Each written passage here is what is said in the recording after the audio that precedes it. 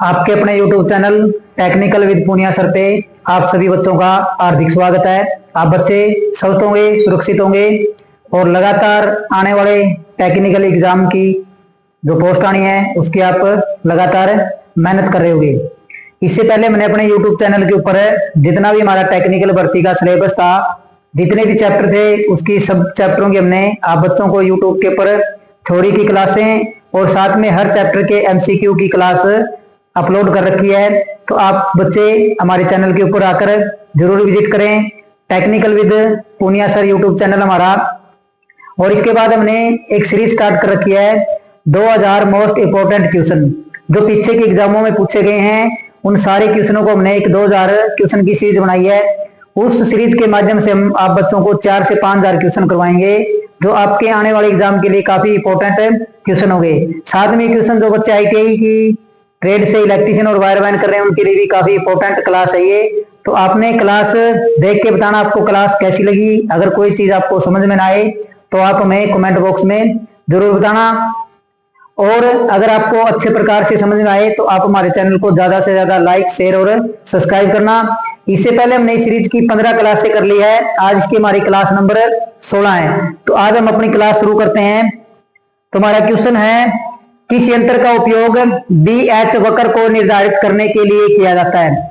तो BH वक्र क्या होता है हमारा, जो हमारी क्या होती है चुंबकीय फ्लक्स घनत्व और चुंबकीय क्षेत्र की प्रबलता के बीच बनता हमारा, चुंबकीय क्षेत्र की तीव्रता और चुंबकीय क्षेत्र की प्रबलता के बीच हमारा ग्राफ बनता है।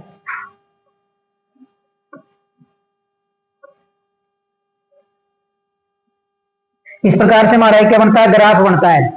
तो ये ग्राफ जितना बड़ा होगा उतनी हमें क्या होगी, ऊर्जा की हानि होगी ज्यादा। क्या होगी, ऊर्जा की हानि क्या होगी, ज्यादा होगी। तो कह रहा है ये BH वक्र को निर्धारित करने के लिए किसका प्रयोग किया जाता है, BH मीटर का प्रयोग किया जाता है, मल्टीमीटर का किया जाता है, फ्लक्स मीटर का किया जाता है, वाट मीटर का किया जाता है। इसके बारे में सारी चीजें हमने आपको पहले बता दी है। तो मल्टीमीटर का प्रयोग किसके लिए किया जाता है, एमीटर, वोल्ट मीटर और ओम मीटर, ये तीन इसके अंदर होते हैं। इसको AVO मीटर भी कहा जाता है। करंट मापता है, वोल्टेज मापता है और प्रतिरोध मापता है। वाट मीटर से क्या मापी जाती है, वाट मीटर से मापते हैं पावर। क्या मापी जाती है, पावर। तो BH वक्र को निर्धारित करने के लिए हम किसका प्रयोग करते हैं, फ्लक्स मीटर का प्रयोग करते हैं। किसका प्रयोग करते हैं, BH वक्र को निर्धारित करने के लिए फ्लक्स मीटर का प्रयोग किया जाता है। एक AC एमीटर का पठन 22 एम्पियर है, करंट का उच्चतम मान होगा। तो हमें क्या दिया हुआ है, एक एमीटर दिया हुआ है, उसका जो पठन है वो कितना है, 22 एम्पियर है। तो पूछ रहा भाई करंट का उच्चतम मान क्या होगा, मैक्सिमम मान हमसे क्या कर रखा है, पूछ रखा है। तो जितने भी हमारे क्या होते हैं उपकरण होते हैं, ये कौन सा मान मापते हैं, RMS मान मापते हैं। कौन सा, RMS मान को ये मापते हैं। किसको मापते हैं, RMS मान। तो RMS मान हमारे पास क्या होता है, RMS मान होता है हमारे पास, जैसे IRMS है तो ये हमारे पास होता है IM गुणा में 0.707, इस प्रकार से होता है हमारे पास। तो हमारे पास क्या होता है, तो हमारे पास मैक्सिमम IM क्या आ जाएगा हमारे पास, तो IM आ जाएगा हमारे पास RMS अंडर द रूट 2। तो यहां से हमारे पास IM क्या होगा,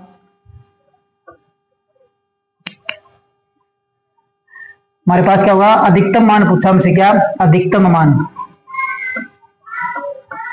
क्या अधिकतम मान, या एक ही चीज हमारे पास है। तो हमारे पास कितना है, RMS का मान हमें कितना दिया, 22 एम्पियर। कितना है, 22 एम्पियर और रूट 2 है। रूट 2 का जब मान निकालते तो हमारे पास कितना आता है,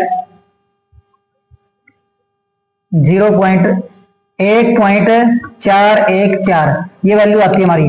जब 22 को हम क्या करेंगे, 22 को 1.414 से क्या करेंगे, गुणा करेंगे तो ये हमारा क्या कितना आता है, 31 के करीब आता है। किसके, 31 के करीब आता है, या 31 से थोड़ा सा फालतू आता है। तो हमारे पास कितना हो जाएगा, 31 एम्पियर। ये हमारा कौन सा है, ये हमारा मैक्सिमम मान है, उच्चतम मान है, जिसको हम क्या बोलते हैं, शिखर मान बोलते हैं। और जो हमारे उपकरण होते हैं वो किसको मापते हैं, RMS मान को मापते हैं, रूट मीन स्केयर।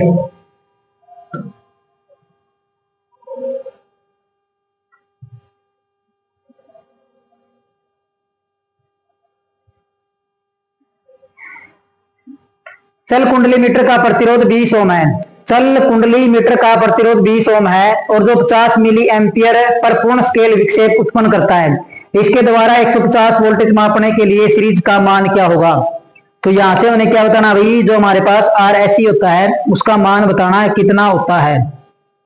तो हमारे पास क्या होता है, वोल्ट मीटर की रेंज बढ़ाने के लिए इसके श्रेणी क्रम में जो प्रतिरोध जोड़ा जाता है उसको हम क्या बोलते हैं, उसको हम बोलते हैं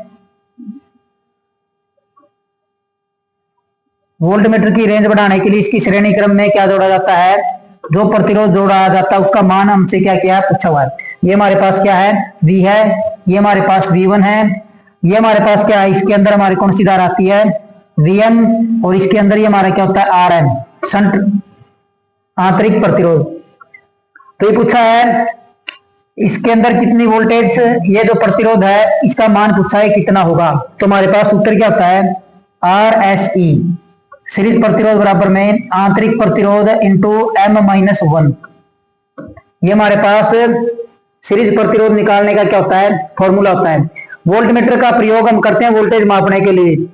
जब वोल्टेज क्या हो जाती है, मापी जाती है, वो वोल्ट मीटर के द्वारा मापी जाती है, तो हमारे पास सूत्र होता है। तो M हमारे पास क्या होता है, M होता है हमारे पास V/Vm। क्या होता है, M हमारे पास क्या होता है, V/Vm।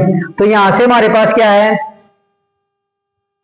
वोल्टेज का मान तो दे रखा में, V का मान तो दे रखा है 150, हमारे पास किसका मान नहीं है, Vm का मान नहीं है। तो Vm का मान हमारे पास किससे निकलेगा, तो V बराबर हमारे पास क्या होता है, I गुणा में R। क्या होता है, I गुणा में R। I कितना दिया है, 50 मिली एम्पियर गुणा में 20, कितना है 20। तो हमारे पास कितना हो गया, 1000 मिली एम्पियर हो गया। कितना हो गया, 1000 मिली एम्पियर। तो इसको हम लिख सकते हैं V बराबर में 1 वोल्टेज। क्या लिख सकते हैं, 1 वोल्टेज। जब इसको 1000 से काटते हैं तो हमारे पास क्या हो जाएगा, 1 वोल्टेज आया। तो हमारे पास किसका मान आ गया है, हमारे पास आ गया है V का मान। V का मान हमारे पास था, Vm का मान हमारे पास क्या गया, आ गया। अब इसको फॉर्मूले के अंदर रख देते हैं हम, RSE is equal to Rm का मान है 20 इंटू द M-1 में। तो हमारे पास कितना हो गया, V का मान कितना है 150 है, Vm का मान कितना है 1, और माइनस में क्या है 1। तो हमारे पास कितना हो गया, 20 इंटू 149 बटे में 1।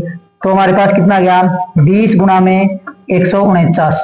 तो हमारे पास 149 की 0 के साथ गुणा करेंगे 0, और 149 और 2 की गुणा करेंगे 9 दूनी 18, 1 14 दूनी 28 और 1 29। तो 2980 ओम क्या गया, 2980 ओम आ गया। तो एक बात और है, जो इसके अंदर जो प्रयोग किया जाता है सीरीज प्रतिरोध, उसका मान क्या होता है, उच्च होता है। और जो वोल्टमीटर की रेंज बढ़ाने के लिए प्रयोग किया जाता है शंट प्रतिरोध, उसका मान क्या होता है, निम्न होता है। तो इसके अंदर क्या जानी चाहिए, धारा अधिक से अधिक इसी में रहनी चाहिए, आगे नहीं जानी चाहिए। तो कितना है 2980 ओम, option number D.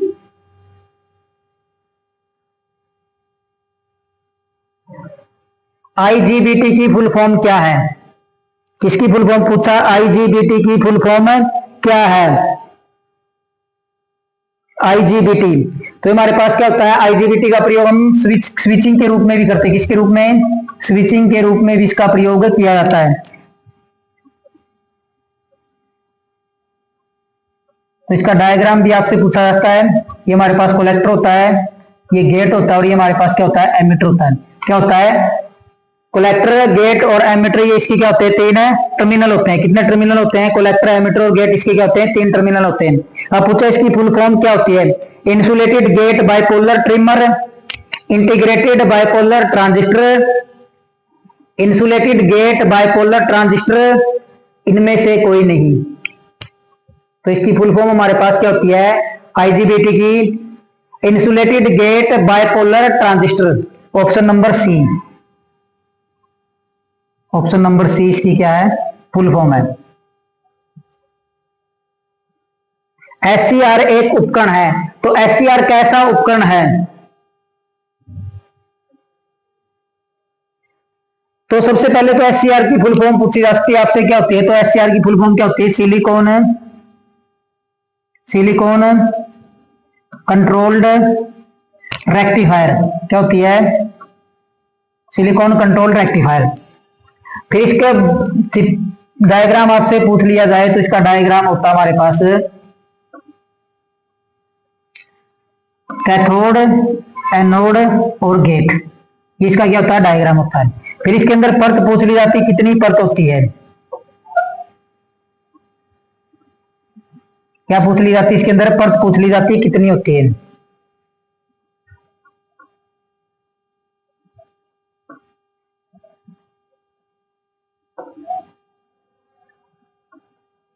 Anode, gate, cathode, ये हमारे पास होता है P1, N1, P2, N2। ये हमारे पास होता है J1, J2 और J3। तो हमारे पास इसमें परत कितनी है, परत परत इसके अंदर है 4। कौन कौन सी, P1, N1, P2, N2। फिर पूछा जंक्शन, जंक्शन कितने इसके अंदर है, जंक्शन इसके अंदर होते हैं 3, J1, J2 और J3। जब ये फॉरवर्ड बायस के अंदर होता है तो फॉरवर्ड बायस में J1 व J3 क्या करते हैं, फॉरवर्ड बायस की भांति कार्य करते हैं, और J2 क्या करता है, रिवर्स बायस की भांति कार्य करता है। जब ये फॉरवर्ड बायस में होता है तो ये दोनों क्या होते हैं, रिवर्स बायस के अंदर हो जाते हैं। तो SCR एक उपकरण है। तो SCR हमारे पास कैसा उपकरण है, वोल्टेज नियंत्रण है, अनियंत्रित उपकरण है, अर्ध नियंत्रण उपकरण है या पूर्ण नियंत्रण उपकरण है। तो हमारे पास क्या होता है, ये हमारे पास अर्ध नियंत्रण डिवाइस होता है, अर्ध नियंत्रण उपकरण होता है। कौन सा होता है, अर्ध नियंत्रण उपकरण होता है।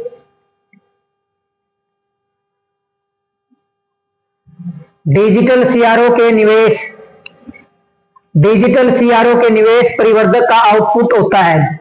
डिजिटल सीआरओ के निवेश परिवर्धक का आउटपुट में होता है, किस में होता है, हेक्साडेसिमल में होता है, ऑक्टल में होता है, डेसिमल में होता है या बाइनरी में होता है। तो किसके अंदर होता है, तो सीआरओ की फुल फॉर्म क्या होती है, सीआरओ की फुल फॉर्म होती है कैथोड रे ऑसिलोस्कोप। क्या होती है, cathode ray, cathode ray oscilloscope. Oscilloscope इसकी क्या होती है, फुल फॉर्म होती है, कैथोड रे ऑसिलोस्कोप इसकी फुल फॉर्म होती है।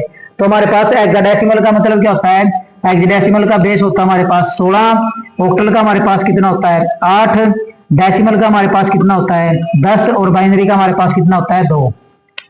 तो सीआरओ की आउटपुट में क्या होता है, बाइनरी संख्या होती है, क्या होती है, द्विआधारी अंक। कौन से, इसको क्या बोलते हैं, द्विआधारी, क्या बोलते हैं, द्विआधारी अंक भी इसको बोला जाता है, जैसे 0 और 1।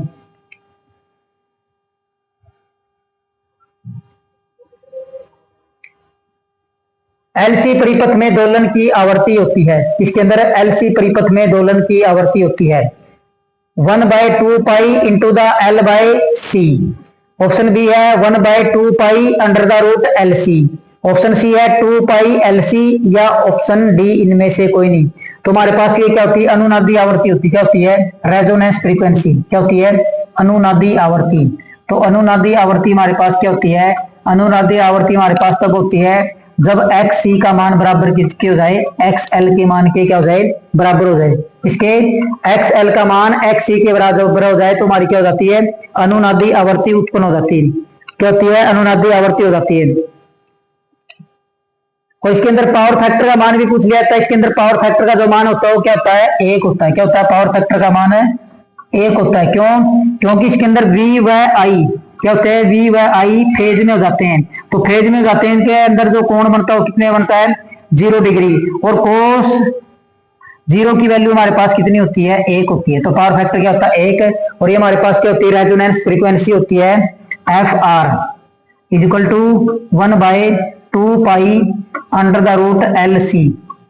क्या होती है, 1/2 pi under the root L C, option number D.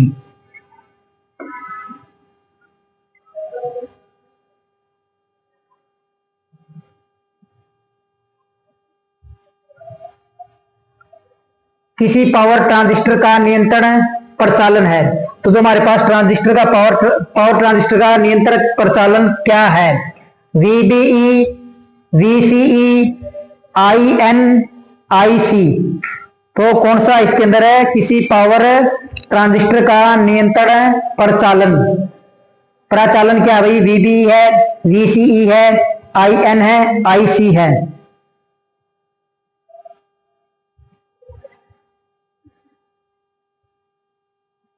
तो हमारे पास क्या होता है VCE, option number D, VCE।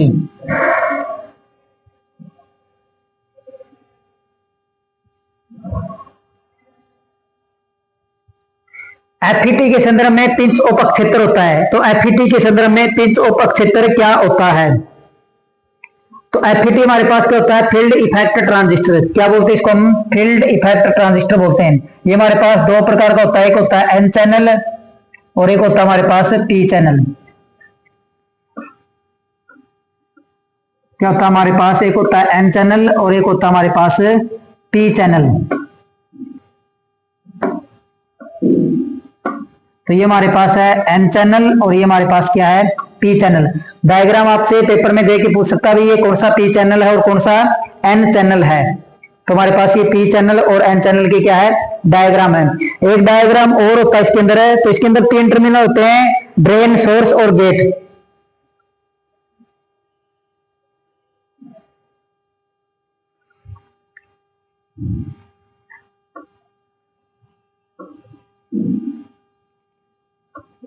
क्या होता है इसके अंदर? ये हमारे पास पी चैनल है दोनों, और ये क्या है? एक विद्युत तार के द्वारा किससे जुड़े होते हैं? एन चैनल से जुड़े होते हैं। यहां से हमारे पास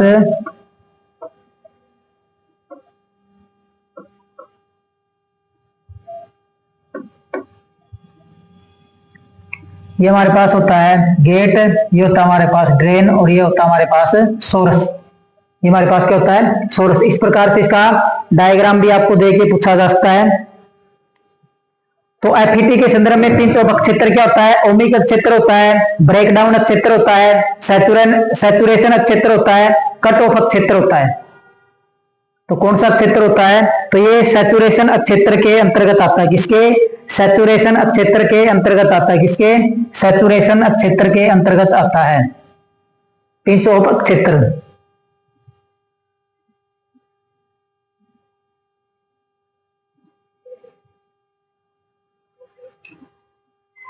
अर्ध तरंग रेक्टिफायर ज्या तरंग के लिए उर्मिक का गुणांक किसके लिए? हाफ रेक्टिफायर के लिए ज्या तरंग के लिए उर्मिक का गुणांक पूछा हुआ है। तो इसके अंदर से जो जो चीज पूछी जा सकती है वो सारी हम यहाँ पे लिख लेते हैं।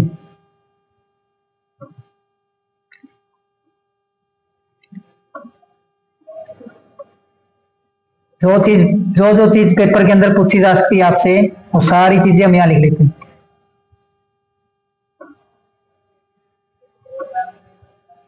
यहाँ पे हमारे पास क्या है?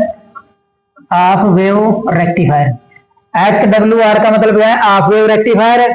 फिर हमारे पास है फुल वेव रेक्टिफायर। फिर हमारे पास है ब्रिज रेक्टिफायर।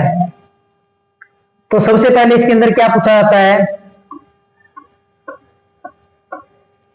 सबसे पहले पूछा जाता है इसके अंदर डायोड, नंबर ऑफ डायोड कितने हैं। तो सबके अंदर नंबर ऑफ डायोड पूछे जाते हैं। तो हाफ वेव के अंदर कितना डायोड होता है? एक। फुल वेव के अंदर कितने होते हैं? दो। और ब्रिज रेक्टिफायर के अंदर कितने होते हैं? तीन।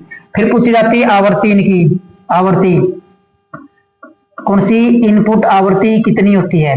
तो इसकी होती है हमारे पास एफ, इसकी होती है 2f और इसकी भी कितनी होती है? 2f। फिर पूछी जाती है इनकी PIV, peak inverse voltage. Peak inverse voltage, peak inverse voltage. तो इसकी कितनी होती है? इसकी होती है Vm, इसकी होती है 2Vm और इसकी क्या होती है? Vm। फिर पूछी जाती है इसकी अक्षमता। क्या पूछी जाती है? अक्षमता। तो इसकी अक्षमता कितनी होती है? इसकी होती है 40.6। इसकी कितनी होती है? 81.2। इसकी कितनी होती है? 81.2। फिर क्या पूछी जाती है? एवरेज वैल्यू, औसत वैल्यू, औसत मान। तो इसका औसत मान हमारे पास क्या होता है? Im बाय पाई। क्या होता है? Im बाय पाई या Vm बाय पाई। क्या होता है? Vm by pi.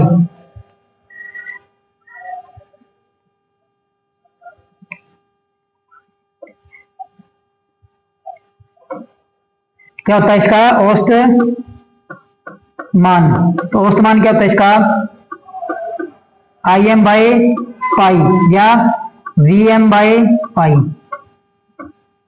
इसका क्या होता है 2Im 2Vm बाय पाई।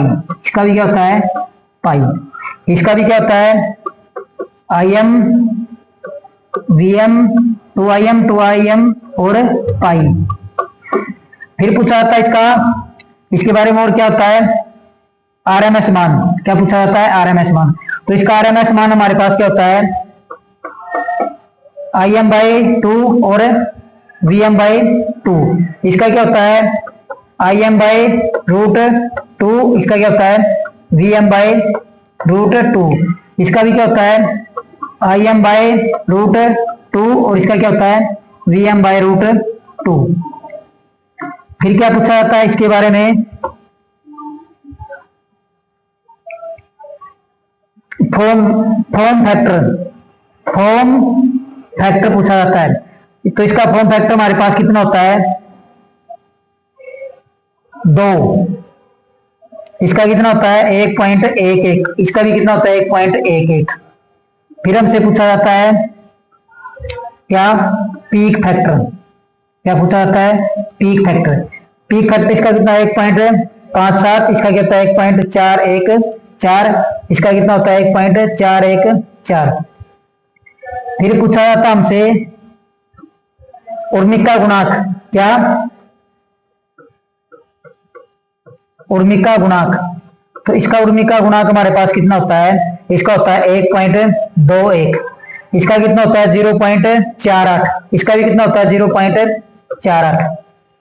एक पूछा जाता है हमसे इसका TUF ट्रांसफॉर्मेशन यूटिलाइजेशन फैक्टर। इसका हमारे पास कितना होता है 0.29 और 3। इसका हमारे पास कितना होता है 0.162 और इसका हमारे पास होता है 843। तो ये सारे हैं जो आपसे पेपर के अंदर पूछे जा सकते हैं हाफ वेव रेक्टिफायर से, फुल वेव रेक्टिफायर से और ब्रिज रेक्टिफायर से। तो हमारे पास कितनी चीजें दी है। सबसे पहले पूछा जाता है हाफ वेव रेक्टिफायर के अंदर कितने डायोड प्रयोग किए जाते हैं। तो हाफ वेव रेक्टिफायर के अंदर जो डायोड प्रयोग किए जाते हैं वो कितना किया जाता है 1 डायोड प्रयोग किया जाता है। कितना 1 डायोड। फुल वेव के अंदर कितने 2। ब्रिज के अंदर कितने डायोड 4 डायोड। फिर पूछा जाता है आवृत्ति। जो हाफ वेव की आवृत्ति होती है वो होती है f। फुल वेव की आवृत्ति कितनी होती है 2f। ब्रिज रेक्टिफायर की आवृत्ति 2f। फिर पूछा जाता है PIV पीक इनवर्स वोल्टेज। तो हाफ वेव की क्या होती है Vm। फुल वेव की क्या होती है 2Vm। ब्रिज की क्या होती है Vm होती है। फिर पूछा जाता है अक्षमता इफिशियंसी कितनी होती है। इसकी होती है 40.6। हाफ वेव की, फुल वेव की 81.2 और ब्रिज की कितनी होती है 81.2। एक पीछे हमने क्वेश्चन किया था, पीछे की 14 या 15 नंबर क्लास थी, उसके अंदर फुल वेव हाफ वेव की है जो इफिशियंसी हमने आपको बताई थी 41.3। वो आप ठीक कर लेना कितनी होती है 40.6 होती है। कितनी होती है 40.6। क्वेश्चन के अंदर 41 दिया था उसके आसपास ये थी। तो अगर एक्यूरेट आपसे पूछे तो कितनी होती है 40.6% होती है। कितनी 40.6। 41 वाला उसमें ऑप्शन था, 40 वाला शायद था या नहीं ध्यान नहीं है, लेकिन एक्यूरेट कितनी होती है 40.6% होती है। फिर पूछा था भाई औसत मान क्या होता है। तो आवेव का जो औसत मान होता है, अगर करंट के बारे में पूछे तो Im बाय पाई, अगर वोल्टेज के बारे में पूछे तो Vm by pi. Full wave के अंदर क्या होता है, फुल वेव के अंदर होता है 2Im बाय पाई और वोल्टेज के पूछे तो 2Vm by pi. Bridge rectifier के अंदर भी क्या होता है ये सेम होता है। फिर पूछा था रूट मीन स्क्वायर आरएमएस मान Im by pi, Im by 2, Vm by 2 और इसका क्या होता है Im by under the root 2, Vm by under the root 2 और इसका भी क्या होता है सेम होता है। फिर पूछा था फॉर्म फैक्टर। तो फॉर्म फैक्टर इसका कितना होता है 2 होता है। इसका कितना होता है 1.11 और फुल वेव का भी कितना और ब्रिज का भी दोनों का 1-1 होता है। फिर पूछा था पीक फैक्टर। तो इसका पीक फैक्टर होता है 1.57। इसका कितना होता है 1.414 और ब्रिज का भी 1.414। फिर पूछा था उर्मिका गुणांक। इसका उर्मिका गुणांक कितना होता है 1.21। इसका कितना 0.48। इसका भी कितना होता है 0.48।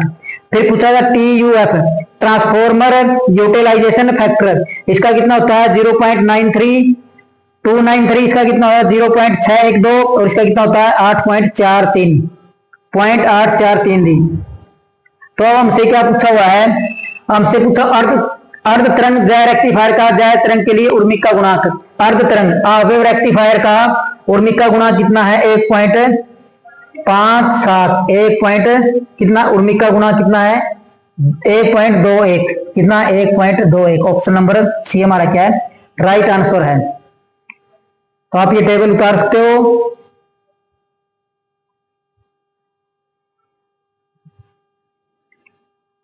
सारी चीजें इसके अंदर लिखी हुई है।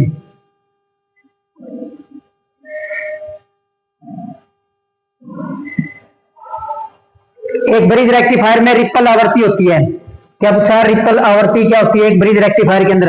हमने पीछे लिखी थी अवयव की थी एफ, फुल वेव की थी 2f और ब्रिज रेक्टिफायर की भी कितनी थी 2f, कितनी थी 2f।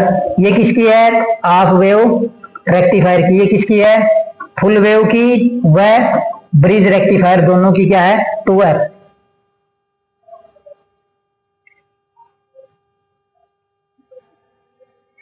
डायोड के कार्य की तुलना की जा सकती है, तो हमारे पास क्या है डायोड, तो डायोड हमारे पास सिंबल आपसे पूछा जा सकता है डायोड का। ये हमारे पास क्या होता है डायोड का सिंबल है। ये रंग कैसा होता है इसका, जो ये पट्टी होती है इसका रंग होता है सिल्वर, कैसा होता है सिल्वर रंग की होती है, कैसे रंग की होती है सिल्वर की। और इसी से पहचान की जाती है इसकी पॉजिटिव और नेगेटिव सिरे की, तो ये इसका क्या होता है पॉजिटिव और ये नेगेटिव होता है, ये क्या होता है इसका पॉजिटिव। ये हमारे पास क्या होता है कैथोड और ये हमारे पास क्या होता है एनोड। तो पूछ रहा भी डायोड की कार्य की तुलना किससे की जा सकती है, फ्यूज से की जा सकती है, स्विच से की जा सकती है, प्रतिरोध से की जा सकती है या उपरोक्त सभी से।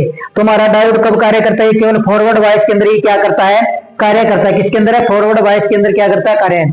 और डायोड का काम क्या होता है एसी सप्लाई को डीसी सप्लाई में बदलने के लिए डायोड का प्रयोग किया जाता है। ये हमारे पास कई प्रकार के होते हैं, जैसे टनल डायोड है, टनल डायोड है, जनरल डायोड है, फोटो डायोड है, पिन डायोड है, शॉटकी डायोड है। ये सारे किसके डायोड के प्रकार है, कोई रिवर्स वाइस में काम करता है, कोई फॉरवर्ड वाइस के अंदर काम करता है। तो डायोड की कार्य की तुलना हम किससे कर सकते हैं, तो स्विच के रूप में इसकी क्या कर सकते हैं हम तुलना कर सकते हैं।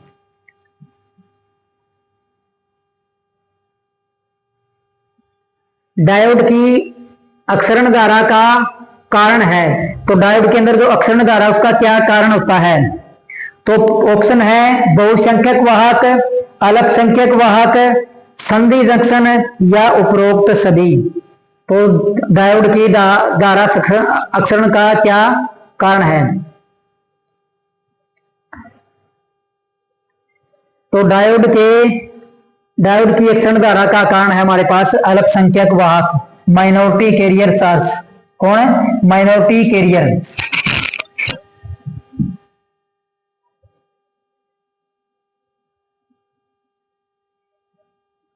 परम शून्य पर अर्धचालक एक आदर्श के रूप में व्यवहार करता है।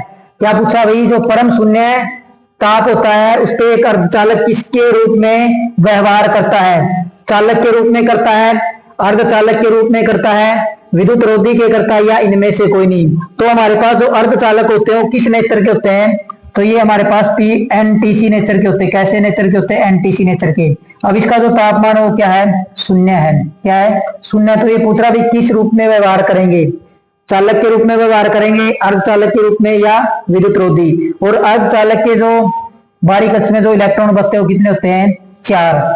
तो सबसे बढ़िया और जिसका सबसे ज्यादा प्रयोग किया था हमारे पास कौन कौन से चालक होते हैं, एक तो होता है हमारे पास सिलिकॉन। कौन सा होता है सिलिकॉन, क्या होता है सिलिकॉन होता है। दूसरा हमारे पास होता है जर्मेनियम। कौन सा होता है जर्मेनियम।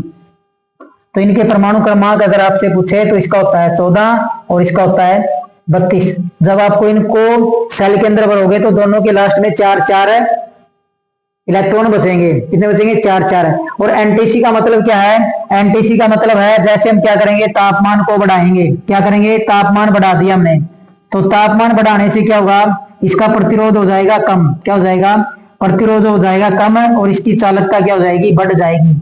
ये हमारे पास क्या होते हैं एनटीसी नेचर के होते हैं अर्धचालक। तो क्या करता है जब इसका तापमान शून्य है तो यह एक विद्युत रोधी के रूप में क्या करता है कार्य करता है। तो इसके चालक व कुचालक दोनों के बीच की प्रॉपर्टी पाई जाती है एक अर्धचालक के अंदर। जब इसका परम शून्य ताप होता है तो ये एक विद्युत रोधी के रूप में व्यवहार करते हैं।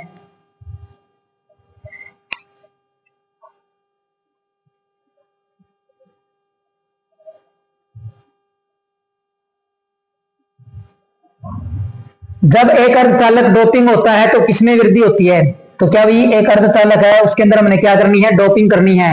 तो कह रहा है डोपिंग करने से किसमें वृद्धि होती है? तो डोपिंग का मतलब क्या है? अशुद्धि मिलानी है। क्या करनी है? इसके अंदर हमने क्या करनी है? अशुद्धि मिलानी है। क्या मिलानी है? अशुद्धि मिलानी है। तो ये हमारे पास अशुद्धि होती है। ये दो प्रकार के पदार्थ होते हैं हमारे पास। एक होता है हमारे पास पी प्रकार और एक होता है हमारे पास एन प्रकार का।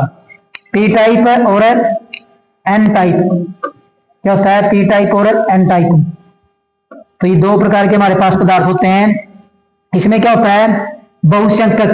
बहुसंख्यक पूछ लिया जाता है पी टाइप में। तो बहुसंख्यक क्या होते हैं? इसके अंदर है ओल्स होते हैं। क्या होते हैं? ओल्स। और इसके अंदर क्या होते हैं? इलेक्ट्रॉन। इसके अंदर अल्पसंख्यक क्या होते हैं? अल्पसंख्यक होते हैं इसके अंदर इलेक्ट्रॉन और इसके अंदर क्या होते हैं? ओल्स। क्या होते हैं? ओल्स। ये कौन सी है? ये हमारे पास त्रिसंयोजी होते हैं। कौन से होते हैं? त्रिसंयोजी।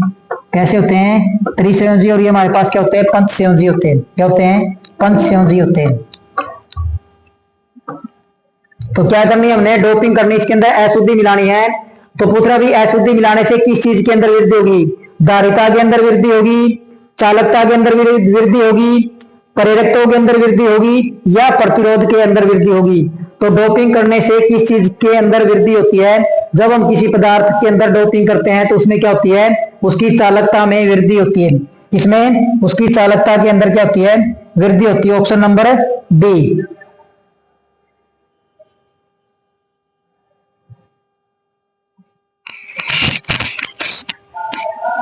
कौन सी त्रिसंयोजी अशुद्धि नहीं है?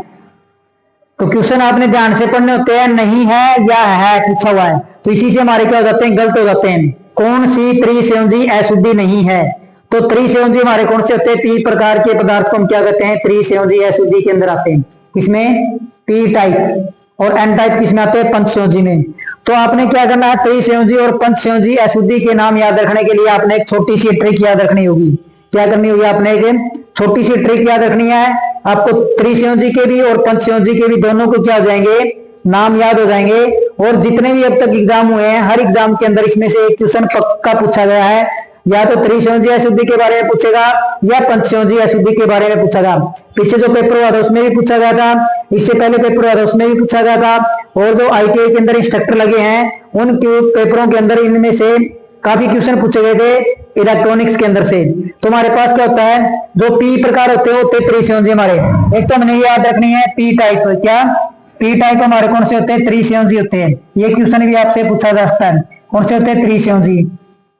और एन टाइप हमारे पास क्या होते हैं? एन टाइप होते हैं हमारे पास पंचसंयोजी। कौन से होते हैं? पंचसंयोजी। अब इनका नाम याद रखने के लिए आपने एक ट्रिक याद रखनी है। और ट्रिक क्या है? बिल्कुल इजी सी है। तो आपने नाम याद रखना है। अगर पी टाइप त्रिसंयोजी के बारे में पूछे तो आपने एक नाम याद रखना है, बैंगन, आलू, गाजर इन थैला। तो आप क्या जाओगे? बाजार जाओगे, बाजार से आलू खरीद के लाओगे, बैंगन खरीद के लाओगे, आलू खरीद के लाओगे, गाजर खरीद के लाओगे और किस में डालोगे? थैले के अंदर डालोगे। किसमें? बाजार से आप बैंगन, आलू और गाजर खरीदोगे और उनको क्या करोगे? थैले के अंदर डालोगे। क्या करोगे? थैले के अंदर डालोगे। तो ये हमारी क्या होती है? त्रिसंयोजी अशुद्धि होती है। कौन सी? त्रिसंयोजी। और पंचसंयोजी का आपने नाम याद रखना है, नेपाल, पाकिस्तान, ऑस्ट्रेलिया, सब भिखारी। क्या नाम याद रखना है? नेपाल, पाकिस्तान, ऑस्ट्रेलिया, सब भिखारी। तो यहां से हमारे नाम क्या हो जाएंगे इनके? तो ये नाम आपने याद रखने हैं।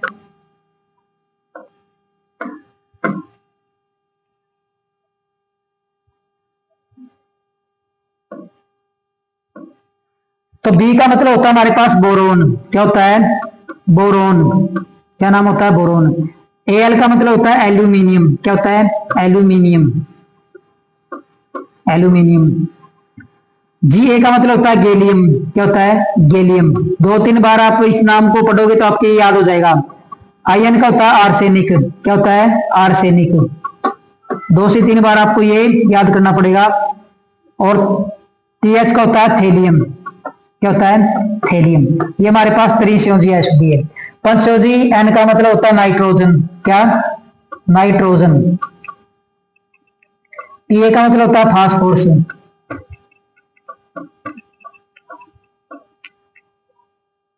ये आर्सेनिक नहीं है हमारे पास। क्या भाई, गलत लिखा गया थोड़ा सा। क्या है ये हमारे पास? कौन सी अशुद्धि होती है? इंडियम होती है। कौन सी? इंडियम। कौन सी होती है? इंडियम होती है। कौन सी? आईएन का मतलब क्या हमारे पास? इंडियन है। AS होता है आर्सेनिक। क्या होता है? AS होता है हमारे पास आर्सेनिक। क्या होता है? आर्सेनिक। SB का मतलब होता है बिस्मिथ, एंटीमनी। इसको एंटीमनी को हम किससे लिखते हैं? SB से लिखते हैं। BI को किससे लिखते हैं? बिस्मिथ। इसको बिस्मिथ। तो आपने ये नाम याद रखना है त्रिसंयोजी और पंचसंयोजी अशुद्धि के लिए। बैंगन, आलू, गाजर, इंथेला। त्रिसंयोजी पंचसंयोजी क्या होती है? नेपाल, पाकिस्तान, ऑस्ट्रेलिया, सब भिखारी। तो हमसे पूछा है त्रिसंयोजी अशुद्धि नहीं है। नहीं है। बोरोन है, इंडियम है, गैलियम है, लेकिन फास्फोरस क्या एक है? पंचसंयोजी अशुद्धि है। तो फास्फोरस हमारे पास क्या एक है? पंचसंयोजी अशुद्धि है। कौन सी है? पंचसंयोजी अशुद्धि है। कैसी है? पंचसंयोजी अशुद्धि। हर एक क्वेश्चन का डिटेल से आपको करवाया जाएगा। इससे माध्यम से हमारे क्या अभी ज्यादा से ज्यादा क्वेश्चन हो जाएंगे कवर, जो आपके आने वाले एग्जाम के लिए काफी इंपॉर्टेंट होंगे। कौन सा लॉजिक गेट दो समांतर स्विच के फंक्शन के समान है? तो ऐसा कौन सा गेट है जो दो समांतर स्विच के रूप में कार्य करता है? तो इसका मतलब है अगर एक में हम क्या देंगे? इनपुट आई देंगे, तब भी हमारा क्या चलेगा भाई? आउटपुट क्या आएगी? आई आएगी। क्या आएगी? आउटपुट आएगी। और गेट है, नोर गेट है, एंड गेट है, नैंड गेट है। तो हमारे पास क्या होता है? 3 बेसिक गेट होते हैं हमारे पास। एक होता है नोट। कौन कौन से बेसिक गेट हमारे कौन से होते हैं? बेसिक गेट होते हैं नोट, एंड और ये हमारे पास क्या होते हैं? बेसिक गेट होते हैं। फिर हमारे पास ये क्या है? बेसिक गेट है। फिर हमारे पास होते हैं एक्सक्लूसिव गेट, यूनिवर्सल गेट। कौन से होते हैं हमारे पास? यूनिवर्सल गेट होते हैं 2। एक तो होता है नैंड और एक होता है नोर। क्या होता है? एक होता है नैंड और एक होता है नोर। तो नोट का मतलब होता है इनवर्स। इसका मतलब क्या होता है? इनवर्स होता है। क्या होता है? इनवर्स होता है। एंड का मतलब होता है गुणा। क्या करना? गुणा करना। और का मतलब है जोड़। क्या है? और का मतलब है जोड़। तो हमारे पास क्या होता है? जैसे हम क्या करेंगे, तो इसका राइट आंसर हमारे पास क्या होता है? और गेट होता है। और गेट का एक तो आपसे सिंबल पूछा जाता है। क्या होता है? क्या पूछा जाता है? सिंबल। तो ये यहाँ पे इसको हम क्या देते हैं? इनपुट ए और बी। यहाँ पे हमारी क्या आती है? आउटपुट आती है। क्या आती है? आउटपुट। वो आउटपुट क्या आती है? वाई बराबर में ए प्लस में बी। ये हमारे पास क्या आती है? आउटपुट। फिर पूछी जाती है इसकी ट्रूथ टेबल। क्या पूछी जाती है? ट्रूथ। काफी इंपॉर्टेंट है ट्रूथ टेबल। तो ट्रूथ टेबल इसकी क्या होती है?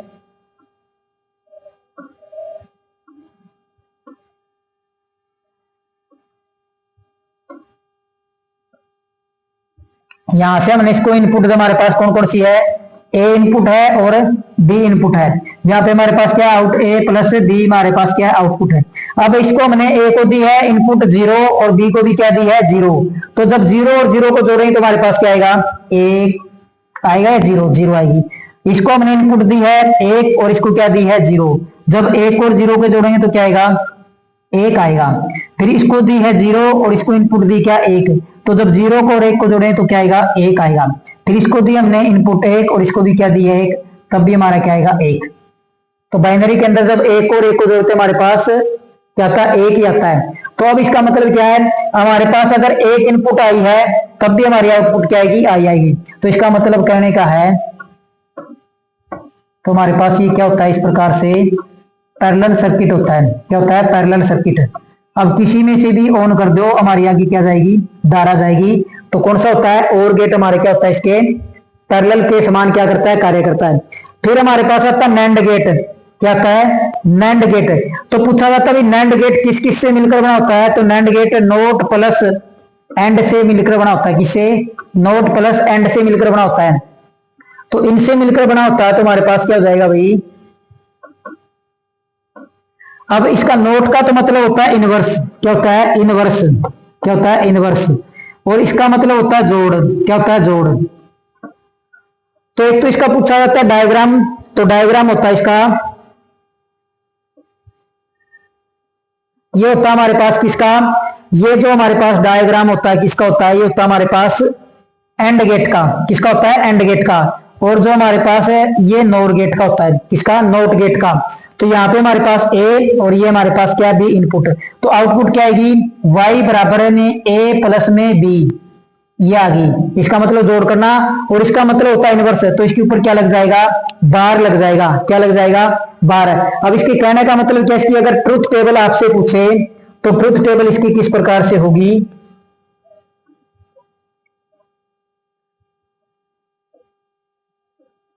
तो ट्रुथ टेबल इसकी किस प्रकार से होगी आपकी? ये ए है, ये बी है।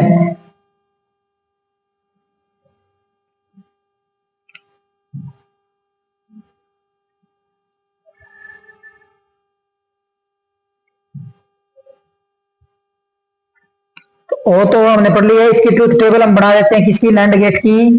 तो नैंड गेट की ट्रुथ टेबल हमारे पास किस प्रकार से होगी? ये हमारे पास ए है, ये बी है, ये ए प्लस बी है, और इसके ऊपर क्या लगा हुआ? बार। इस बार से क्या होगी? वैल्यू इंटरचेंज हो जाएगी। क्या हो जाएगी? Value interchange. क्या हो जाएगी? वैल्यू इंटरचेंज हो जाएगी। अब इसको इनपुट दी हमने जीरो, और इसको क्या दी है? जीरो। अब हमने क्या दी है? जब जीरो और जीरो को जोड़ेंगे तो क्या आएगा? जीरो आएगा। जब जीरो को और जीरो को जोड़ेंगे तो क्या आएगा? जीरो। लेकिन इस बार के कारण क्या हो जाएगी? वैल्यू इंटरचेंज हो जाएगी। जीरो जीरो को जोड़ा है जीरो, लेकिन वैल्यू क्या होगी? इंटरचेंज। फिर हमने इसको क्या किया? जीरो दी, और इसको क्या दिया? एक दिया।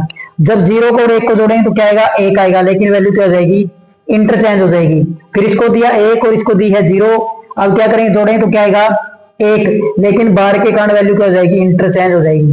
फिर इसको देंगे एक और इसको देंगे एक, अब इसको जोड़ेंगे तब भी क्या आएगा? एक आएगा, लेकिन वैल्यू क्या हो जाएगी? इंटरचेंज हो जाएगी।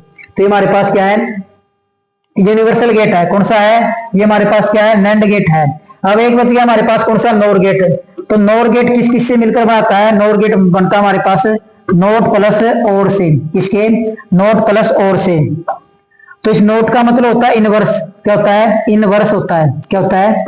इनवर्स होता है। और इस और का मतलब होता है गुणा। नहीं भाई, गलत लिखा गया।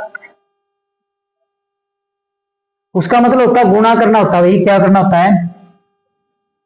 गुणा करना होता है। क्या होता है? गुणा करना होता है। नोट गेट का मतलब होता है गुणा करना। जब जीरो और जीरो की गुणा करेंगे तो हमारे पास क्या आएगा? जीरो आएगा, लेकिन वैल्यू क्या आ जाएगी? इंटरचेंज हो जाएगी, एक आ जाएगा। जब जीरो की और एक की गुणा करेंगे तो हमारे पास क्या आएगा? जीरो, लेकिन वैल्यू क्या आ जाएगी? इंटरचेंज हो जाएगी। फिर एक की और जीरो की गुणा करें तो वैल्यू क्या आ जाएगी? इंटरचेंज है, तो एक आएगा। जब एक की और एक की गुणा करेंगे तो क्या आएगा? एक आएगा, लेकिन वैल्यू क्या आ जाएगी? इंटरचेंज हो जाएगी। उसका मतलब किसका? एंड गेट का मतलब क्या होता है? एंड गेट का मतलब होता है गुणा करना। और गेट का मतलब क्या होता है? जोड़ करना। क्या होता है? जोड़ करना। क्या करना होता है? जोड़ करना होता है। तो इसका डायग्राम किस प्रकार से बनेगा? तो ये था हमारे पास किसका? और गेट का। किसका था? और गेट का डायग्राम था। यहाँ पे हमने इसको क्या दिया? इनपुट ए, और इसको दी है बी, और यहाँ पे ये क्या लग गया? नोट गेट का सिंबल। ये हमारे पास किसका? नोट गेट का। तो ये हमारे पास आउटपुट आएगी ए प्लस में बी। वो पीछे वाला गुणा वाला निशान था, यहाँ भी क्या हो जाएगी? Value interchange. इसके बारे में पूछे तो इसकी ट्रुथ टेबल हमारे पास किस प्रकार से होगी? तो ये हमारे पास ए है, ये बी है, और ये हमारे पास ए प्लस बी, और यहाँ पे हमारे पास ये क्या था? डॉट, गुणा का निशान था। इसका था? गुणा का। तो इसको हमने दी है जीरो, और इसको क्या दी है? जीरो। जब जीरो और जीरो को जोड़ेंगे तो क्या आएगा? जीरो आएगा, तो वैल्यू क्या आ जाएगी? इंटरचेंज। तो क्या आ जाएगा? एक आ जाएगा। क्या आ जाएगा? एक आ जाएगा। फिर इसको दी है जीरो और इसको दी है एक, तो जब एक और जीरो को जोड़ें तो क्या आएगा? एक, लेकिन वैल्यू क्या आ जाएगी? इंटरचेंज हो जाएगी। फिर इसको दी है एक और इसको दी है जीरो, तो एक और एक को जीरो को जोड़ें तो एक आएगा, तो वैल्यू क्या आ जाएगी? इंटरचेंज हो जाएगी। फिर इसको हमने क्या दिया? एक, और इसको दिया एक, एक और एक को जोड़ें तो वैल्यू क्या आ जाएगी? एक, और वैल्यू क्या आ जाएगी? Interchange zero. तो हमारे पास ये था एंड गेट, नैंड गेट और नोर गेट। तो सारे के सारे गेट हमारे क्या हुए? इस प्रकार से होंगे।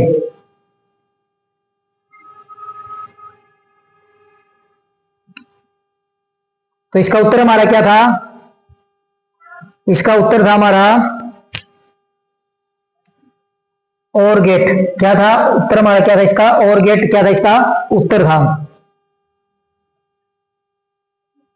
किसी भी बाइनरी संख्या में सबसे बाएं बिट का नाम होता है। सबसे बाईं,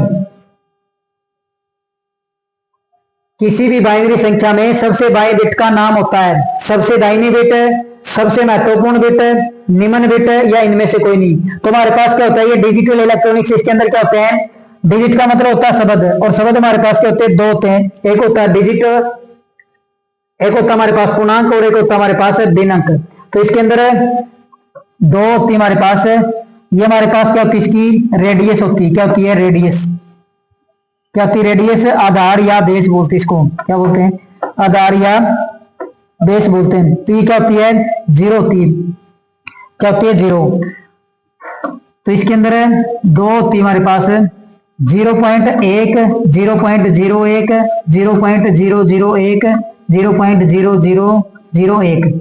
तो इस साइड हमारे पास एक, दो, तीन, चार। तो ये तो हमारे पास होती है क्या? MSB। क्या होती है? MSB। और ये हमारे पास होती है LSB। क्या होती है? LSB। MSB का मतलब है मोस्ट सिग्निफिकेंट बिट। क्या है? Most significant bit. और ये हमारे पास क्या होती है? Least significant bit. तो ये हमारे पास क्या होती है? ये हमारे पास कौन सी है? बाई। ये क्या है? बाई। क्या है? बाई। और ये क्या है? दाई। तो अब से हमसे पूछा है किसी भी बाइनरी संख्या में सबसे बाई बिट। तो बाई बिट हमारे पास क्या होती है? मोस्ट सिग्निफिकेंट बिट, जिसको हम क्या बोलते हैं? जिसको हम बोलते हैं सबसे महत्वपूर्ण बिट। क्या बोलते हैं? सबसे महत्वपूर्ण बिट इसको बोला जाता है।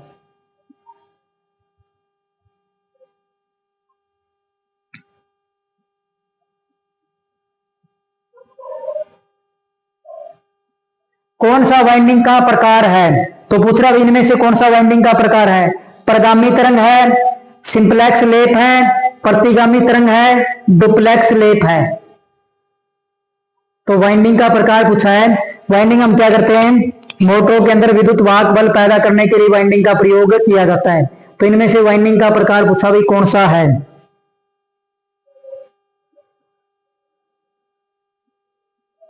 तो हमारे पास कौन सा होता है? प्रतिगामी तरंग। कौन सी वाइंडिंग का प्रकार है? प्रतिगामी तरंग। सिंपलेक्स वेव होती है, डुप्लेक्स वेव, डुप्लेक्स भी वेव होती है।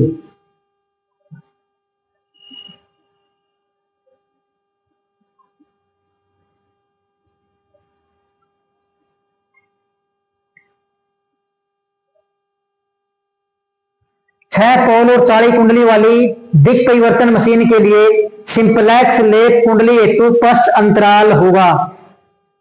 तो ये हमारे पास क्या पूछा भाई? छह पोल है, 40 कुंडली है, दिक परिवर्तक मशीन के लिए सिंपलेक्स लेप कुंडली हेतु पश्च अंतराल होगा 15, 13, 17, 11।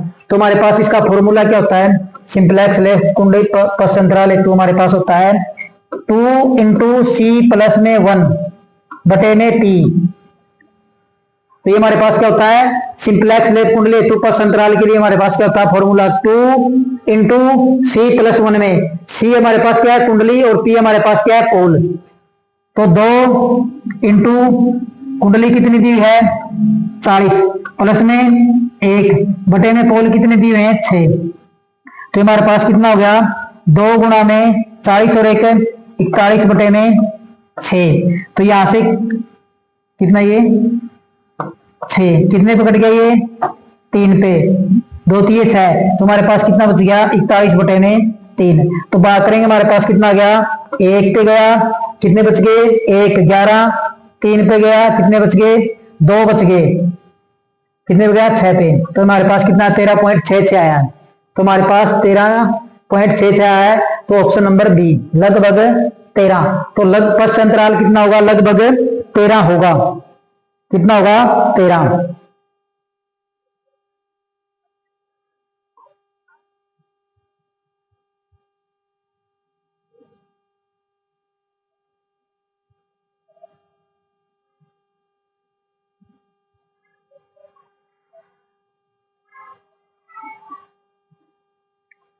तरंग कुंडली में परिणामी पिच होता है। किसके अंदर पूछा? तरंग कुंडली।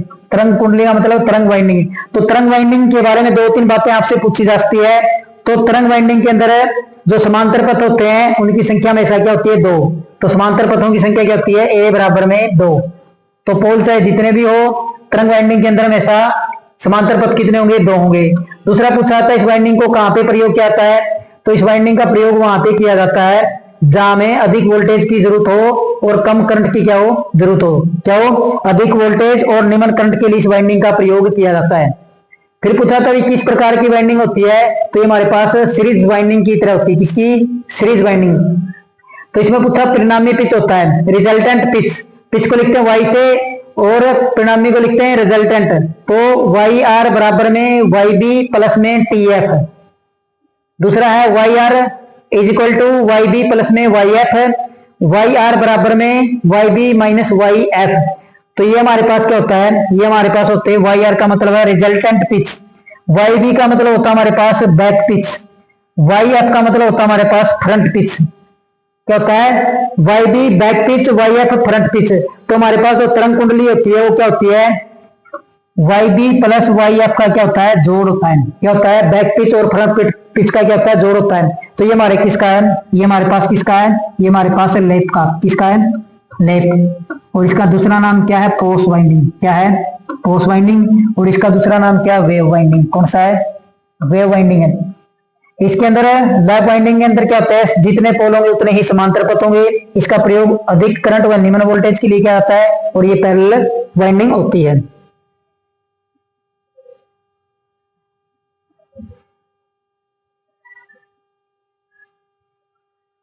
तुल्यकालिक मोटर में बल आघूर्ण कोण का अधिकतम मान विद्युत डिग्री में कितना होता है?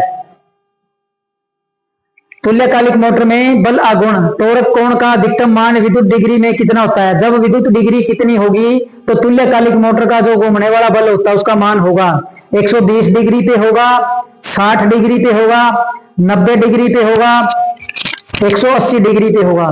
तो कितने डिग्री के ऊपर टॉर्क अधिकतम उत्पन्न होगा?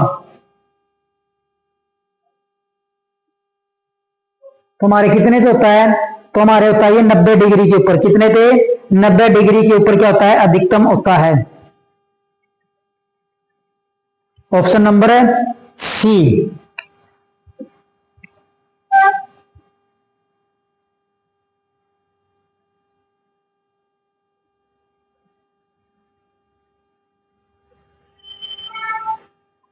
तुल्यकालिक मोटर की स्टेटर बैक ईएमएफ का परिणाम किस पर निर्भर करता है? तो मोटर के अंदर जो बैक ईएमएफ का निर्माण होगा वो किसके ऊपर निर्भर करता है? एसी और डीसी उत्तेजना पर करता है, एसी उत्तेजना पर करता है, डीसी उत्तेजना पर करता है, या इनमें से कोई नहीं? तो किसके ऊपर हमारा ये निर्भर करता है? तो पहले तो हमारे पास तुल्यकालिक मोटर। तुल्यकालिक का मतलब सिक्रोनस मोटर। क्या बोलते हैं? तुल्यकालिक को हम क्या बोलते हैं? सिक्रोनस मोटर बोलते हैं। क्या बोलते हैं? सिक्रोनस मोटर बोलते हैं। तो ये क्या होती है? क्वेश्चन पूछा था डबल एक्साइटेड है। क्या होती है? डबल उत्तेजित मोटर है। क्या है? डबल उत्तेजित मोटर।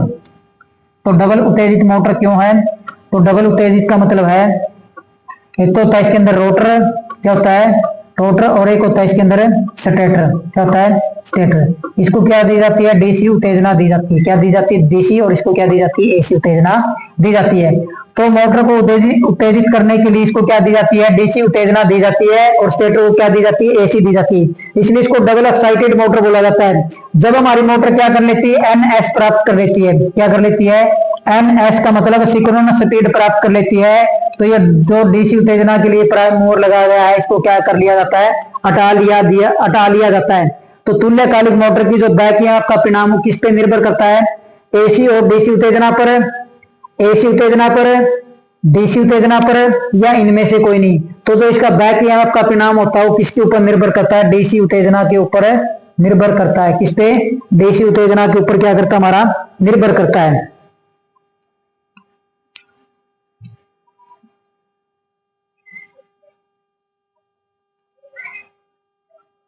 तुल्यकालिक मोटर की रचना किसके समान है? तो तुल्यकालिक हमारे पास क्या होती है? एक स्थिर गति वाली मोटर होती है। क्या होती है? स्थिर गति वाली। कौन सी होती है? स्थिर गति वाली। तो इसकी गति क्या होती है हमारे पास? N S is equal to 120 F/P क्या होती है 120 F/P। सिंक्रोनस स्पीड बराबर में 120 गुणा में F/P। तो कह रहा है तुल्यकालिक मोटर की रचना किसके समान है? डीसी मशीन के समान है, इंडक्शन मोटर के समान है, अल्टरनेटर मशीन के समान है या रिपल्शन मोटर के समान है। तो हमारे पास जो इसकी रचना होती है वो किसके समान होती है? जैसे हमारे पास अल्टरनेटर होता है तो अल्टरनेटर के रोटर को हम क्या देते हैं? डीसी सप्लाई देते हैं। क्या देते हैं? डीसी सप्लाई देते हैं और उससे हम क्या करते हैं? एसी सप्लाई प्राप्त करते हैं। क्या करते हैं? विद्युत ऊर्जा प्राप्त करते हैं। तो हमने क्या करना है? जब हम अल्टरनेटर के रोटर को डीसी उत्तेजना और स्टेटर को एसी सप्लाई दे दी जाए, क्या कर दिया जाए? अल्टरनेटर के रोटर को डीसी सप्लाई और स्टेटर को 3 फेज सप्लाई दे दी जाए तो जो हमारा क्या है अल्टरनेटर है वो एक सिंक्रोनस मोटर की भांति क्या करने लग जाएगा? कार्य करने लग जाएगा। क्या करने लग जाएगा? कार्य करने लग जाएगा। तो इसलिए तुल्यकालिक जो मोटर होती है उसकी गति किसके समान होती है? उसकी रचना किसके समान होती है? अल्टरनेटर मशीन के समान उसकी क्या होती है? संरचना होती है। किसके समान है? Option number B, alternator machine के समान।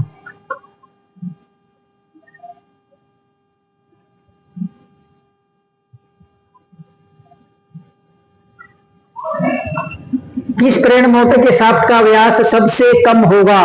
क्या पूछा है? किस प्रेरण मोटर के शाफ्ट का व्यास सबसे कम होगा? तो ऐसी कौन सी मोटर है जिसके शाफ्ट का व्यास सबसे कम होगा? 15 HP 1800 RPM, 15 HP 3000 RPM, 15 HP 2000 RPM, 15 HP 1500 RPM।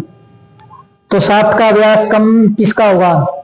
तो शाफ्ट का व्यास उस मोटर का सबसे कम होगा जिस मोटर के अंदर कम पोल स्थापित होंगे। तो पोल स्थापित करने के लिए हमारे पास व्यास भी क्या होना चाहिए? ज्यादा। तो उस मोटर का व्यास सबसे कम होगा शाफ्ट का जिसकी गति क्या होगी? जिसके पोल क्या होंगे? कम स्थापित होंगे। तो हमारे पास क्या है? जिस मोटर में पोल कम स्थापित होंगे उस मोटर के शाफ्ट का व्यास क्या होगा? कम। अगर हमारे पास पोल कम है तो इसका मतलब हमारे पास क्या होनी चाहिए? गति क्या होगी? ज्यादा। तो क्या होती है हमारे पास जो स्पीड होती है एन एस, क्या होती है? एन एस बराबर में 120 F/P। तो क्या है? जिस मोटर के अंदर क्या होंगे? पोल कम स्थापित होंगे। क्या होंगे? पोल कम स्थापित होंगे। उस मोटर का व्यास क्या होगा? शाफ्ट का कम होगा। तो पोल कम होंगे तो इसका मतलब स्पीड हमारे पास क्या होगी? ज्यादा। तो HP कितने की हो मोटर है? तो हमारे पास जिस मोटर के अंदर पोल कम स्थापित होंगे उसकी गति क्या होगी? अधिकतम होगी। तो हमारे पास किसकी तो गति कब ज्यादा होगी? जब हमारे पोल क्या होंगे? कम स्थापित होंगे। जो 3000 RPM की मशीन है उसके अंदर जो शाफ्ट का व्यास हो क्या होगा? सबसे कम होगा।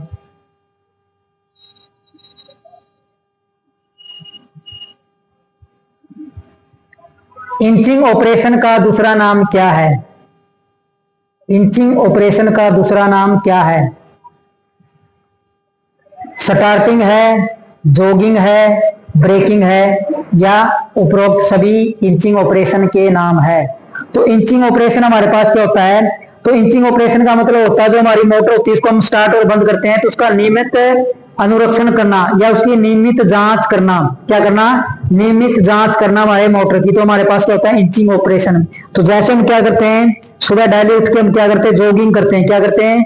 डेली हमारा क्या भी रूटीन का काम हो जाता है। ऐसे हमारी मोटर को ऑपरेशन होता है जॉगिंग। तो उसको डेली रूटीन के अंदर क्या करना? चेक करना। तो हमारे पास इंचिंग ऑपरेशन का दूसरा नाम क्या होता है? जॉगिंग। क्या होता है? जॉगिंग उसका दूसरा नाम होता है। क्या होता है? जॉगिंग। तो उसका दूसरा नाम क्या होता है? जॉगिंग।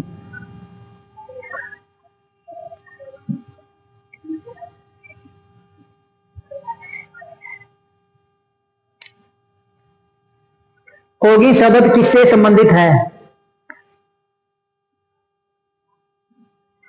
इंपॉर्टेंट क्वेश्चन है। कोगी शब्द किससे संबंधित है? ट्रांसफॉर्मर से है, डीसी शंट मोटर से है, इंडक्शन मोटर से है, जनरेटर से है। तो सबसे पहले तो हमें ये पता होना चाहिए हमारे पास जो कोगिंग है, कोगिंग होता क्या है? तो कोगिंग हमारे पास क्या होता है? तो कोगिंग कब होता है? जब क्या होता है?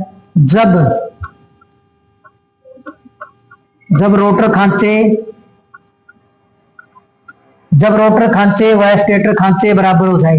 क्या हो जाए? जब रोटर खांचे व स्टेटर खांचे क्या हो जाए? बराबर क्या हो जाए, बराबर हो जाए, तब हमारे पास क्या होता है, ये होता है।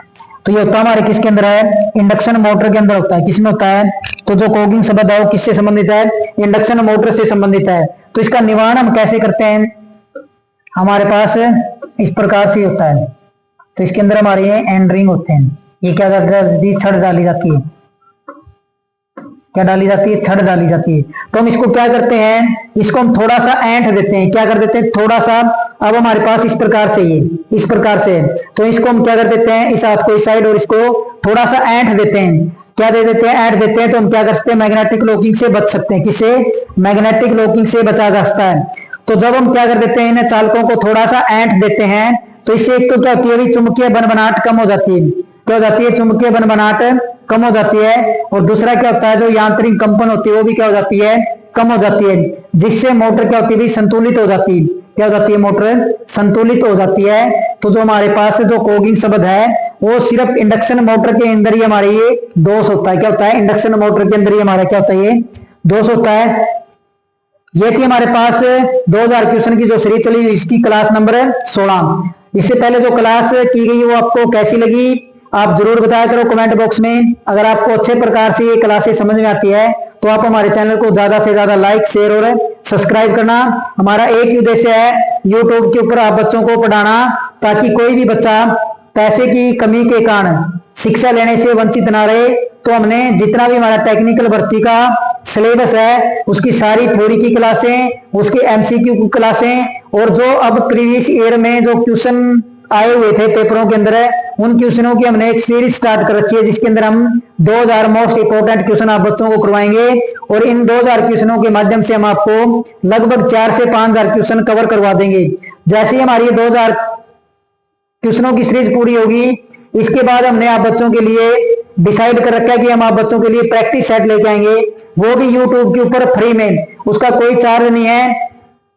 तो हम आप बच्चों के लिए जो प्रैक्टिस सेट लेके आएंगे उसके अंदर हमारे 70 क्वेश्चन टेक्निकल प्लस WCS के जो वर्कशॉप साइंस एंड कैलकुलेशन उसके 10 क्वेश्चन हमारे कंप्यूटर के होंगे और 20 क्वेश्चन हमारे जो हरियाणा जी के हैं उससे संबंधित होंगे। तो पूरा 100 नंबर के आपको प्रैक्टिस सेट करवाएंगे। तो सारे प्रैक्टिस सेट करने के लिए आप हमारे साथ जरूर जुड़ें। अगर आपको अच्छे प्रकार से समझ में आए तो आप हमारे चैनल को ज्यादा से ज्यादा लाइक शेयर और सब्सक्राइब जरूर करना। धन्यवाद।